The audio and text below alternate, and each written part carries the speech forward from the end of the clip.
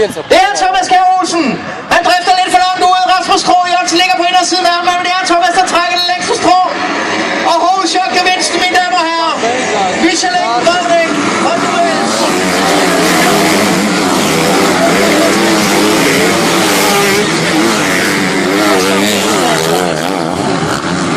Er min storebror Stefan Kjær Olsen, der har kørt sig op på andenpladsen allerede nu.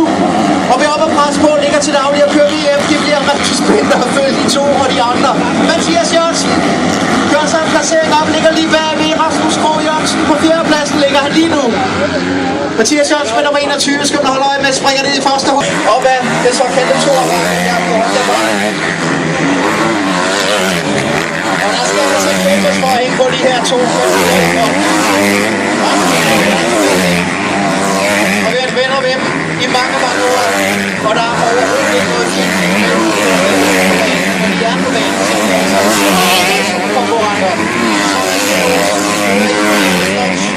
Rundt her i starten af hele.